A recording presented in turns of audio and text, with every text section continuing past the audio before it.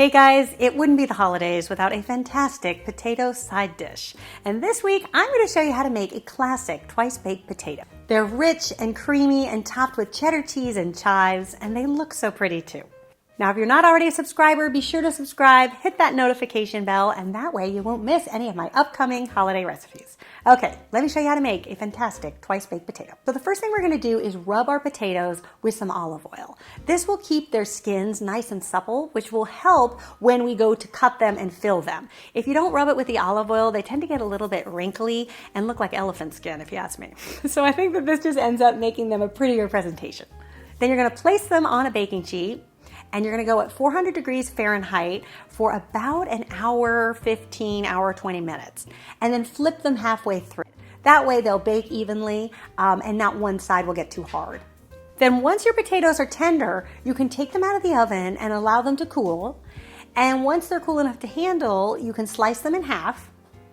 And then we need to take out the potato flesh. And I think the best way to do that is with a melon baller. So you can just go in with a melon ball and just start to carve away at the flesh, but making sure that you're leaving about 1/4 of an inch rim all the way around the shell. And what that's going to do is help our potato shells keep their shape. It's going to give them a little structure and support that they're going to need so they don't collapse on you when it comes time to fill them.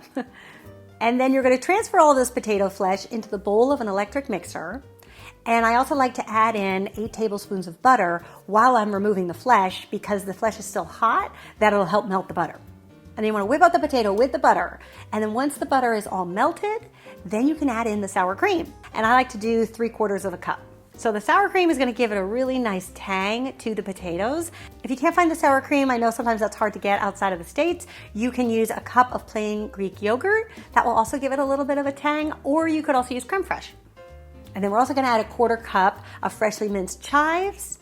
And at this stage, I do like to stir in 1/2 cup of Swiss cheese, just for some additional flavor and creaminess. And then we're going to add 2 teaspoons of salt. Now, potatoes just drink up the salt, so that might seem like a lot. You can start with a teaspoon and taste it, but I find anywhere from 1.5 teaspoons to 2 teaspoons is what they really need in order to give them some flavor. And then you're going to add freshly cracked pepper to taste. Then you're going to transfer this mixture into a pastry bag fitted with a star tip. So you want to make sure whatever star tip you use has a pretty big opening to get the potato through. And then we are going to pipe little decorative mounds. So you'll probably get about 3, maybe 4 in each shell. And then you're going to top each mound with a tablespoon of freshly grated cheddar cheese.